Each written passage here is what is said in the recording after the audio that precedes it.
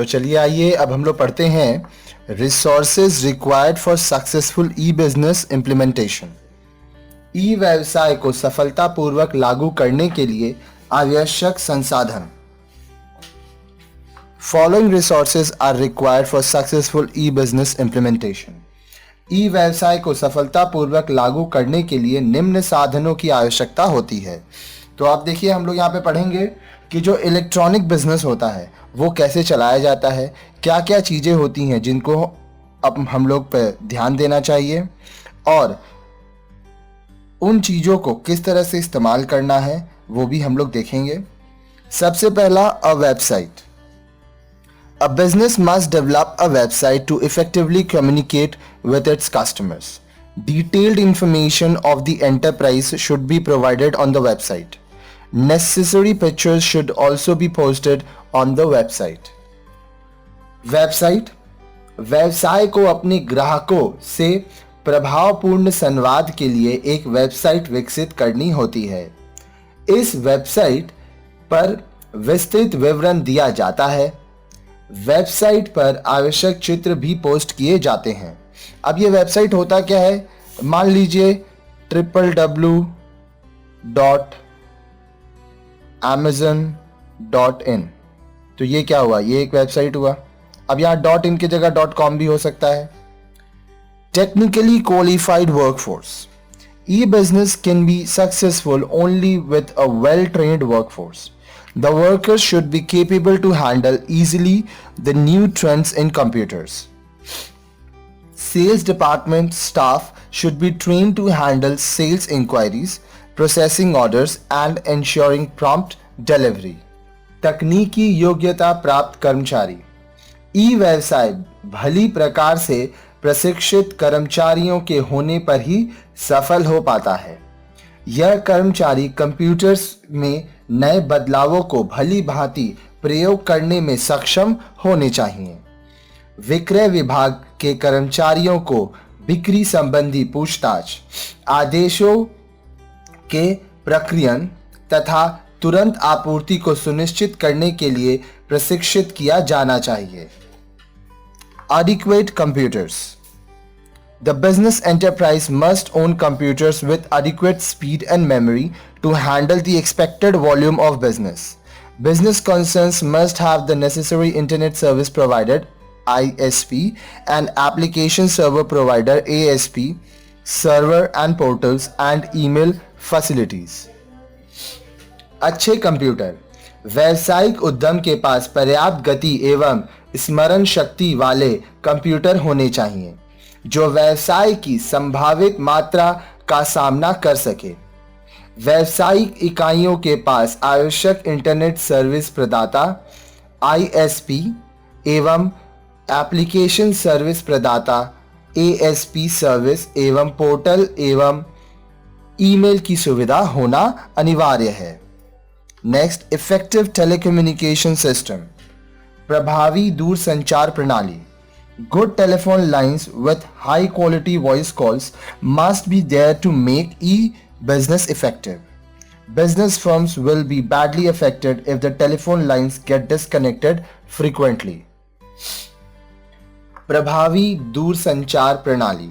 अच्छी टेलीफोन लाइनें जिनमें उच्च गुणवत्ता वाले तारों का प्रयोग किया गया हो का होना अनिवार्य है, जिससे कि ईमेल प्रभावपूर्ण हो सके। यदि टेलीफोन लाइनें बार बार संबंध विच्छेद हो रहे हों तो व्यावसायिक इकाइयों पर इसका दुष्प्रभाव पड़ेगा। Next, payment mechanism. भुगतान पद्धति। Adequate information must be provided on the website so that customers will have idea of the exact amount to be paid. If extra amount is received, inbuilt systems should be created to refund the extra money received. Business concerns must make arrangements with banks and credit card agencies to enable electronic receipts and payment of money. Website पर पर्याप्त सूचना उपलब्ध कराई जानी चाहिए जिससे कि ग्राहकों को कितना भुगतान करना है इसका सही ज्ञान हो सके।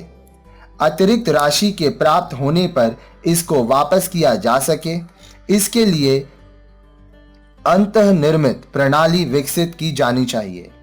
व्यावसायिक इकाइयों को बैंकों एवं साख पत्र एजेंसियों के साथ ऐसी व्यवस्था करनी चाहिए कि राशि का इलेक्ट्रॉनिक माध्यम से प्राप्ति एवं भुगतान किया जा सके। तो अब देखिए यहाँ पे आप क्या समझे, आपको क्या क्या चाहिए। एक वेबसाइट चाहिए, टेक्निकली क्वालिफाइड वर्कफोर्स, वो लोग चाहिए जिनका टेक्निकल नॉलेज बहुत अच्छा हो। कंप्यूटर्स आपके कंपनी में अच्छे खासे होने चाहिए। इफेक्टिव टेलीकम्युनिकेशन सर्विस, जो आपका संचार का माध्यम है वो अच्छा होना चाहिए।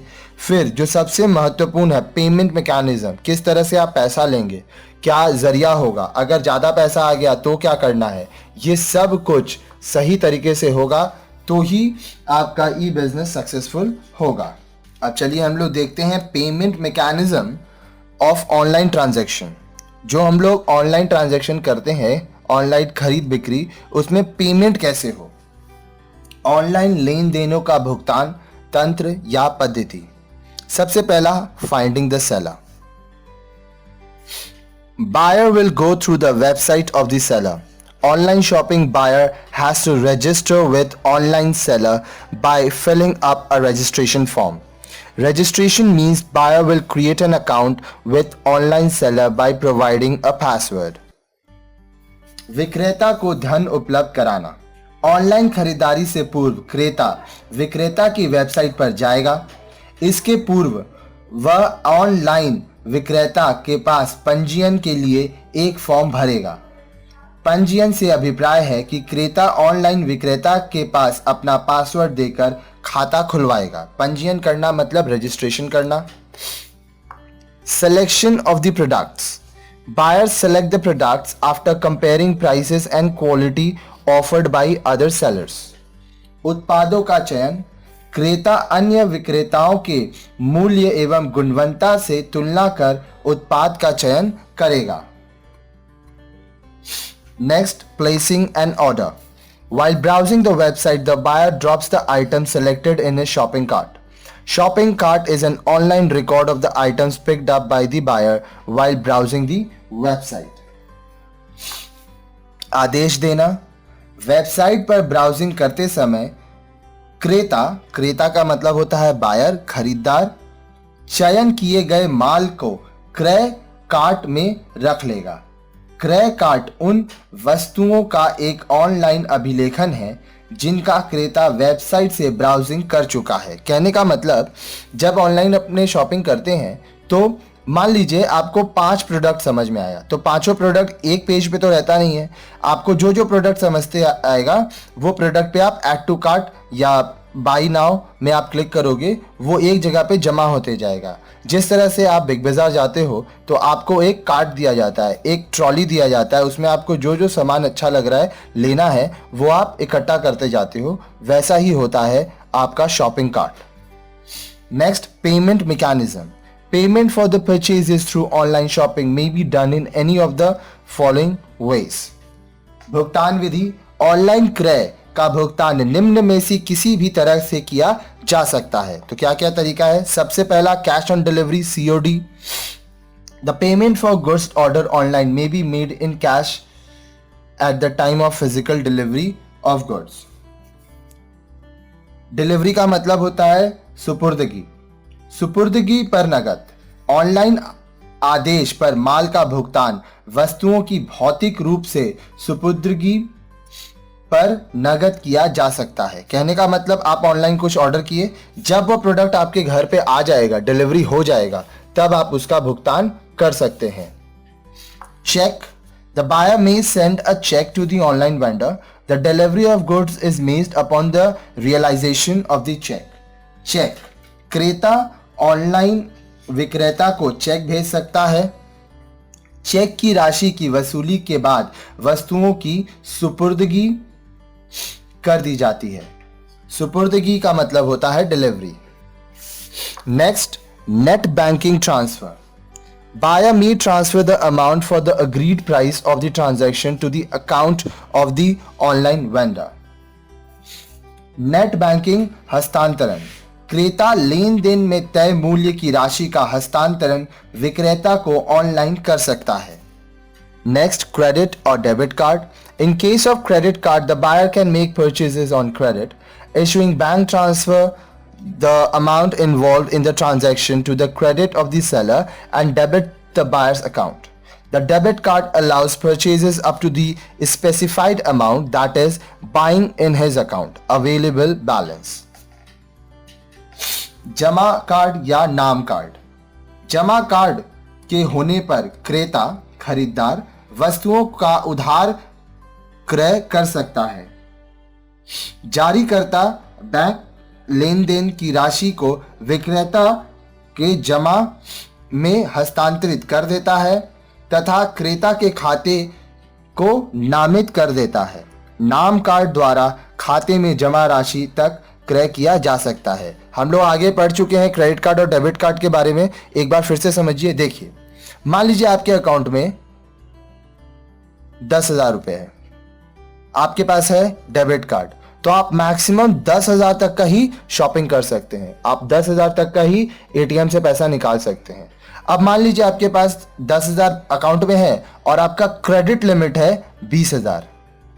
आपके पास एक क्रेडिट कार्ड है, तो क्रेडिट कार्ड में क्या होता है कि आपके अकाउंट में पैसा रहे चाहे नहीं रहे, जो आपका क्रेडिट लिमिट है उतना पैसा आप निकाल सकते हो. ये पैसा आपको 10 दिन से 55 दिन के अंदर जमा करना पड़ता है. अब ये 10 से 55 दिन अलग अलग बैंक में अलग अलग हिसाब से होता है. साथ ही साथ अगर आप इस समय अवधि के अंदर पैसा जमा कर देते हैं तो आपको कोई ब्याज इंटरेस्ट नहीं देना पड़ता है, और अगर आप दिए गए समय में पैसा रिटर्न नहीं करते हैं तो आपको हाई इंटरेस्ट देना पड़ता है. अब ये जो इंटरेस्ट रेट है ये अलग अलग बैंक का अलग अलग है. Next, digital cash. This is a form of electronic currency that exists in cyberspace. In favor of the customer, the bank issues digital cash for the amount he paid. Bank will supply special software that will allow the customer to draw digital cash from his account. Digital cash is used for purchase over the web. Digital cash cyber space में मौजूद यह एक प्रकार की electronic मुद्रा है. ग्राहक ने जिस राशि का भुगतान किया है, बैंक उसके बराबर डिजिटल कैश जारी कर देता है. बैंक एक विशिष्ट सॉफ्टवेयर की आपूर्ति करता है जिसके होने पर ग्राहक खाते से डिजिटल कैश का आहरण कर सकता है. डिजिटल कैश का उपयोग वेब पर क्रय के लिए किया जाता है. इसका एग्जाम्पल आप ले सकते हैं पेटीएम. पेटीएम में हम लोग क्या करते हैं, कार्ड्स के थ्रू पैसा ऐड कर लेते हैं. अब जब भी हमें ज़रूरत होता है हम वो पैसा इस्तेमाल कर सकते हैं जहां जहां पर पेटीएम एक्सेप्टेड है. Next, delivery. The product is given to the buyer after receiving the payment. सुपुर्दगी. भुगतान प्राप्त कर लेने के बाद माल क्रेता को दे दिया जाता है.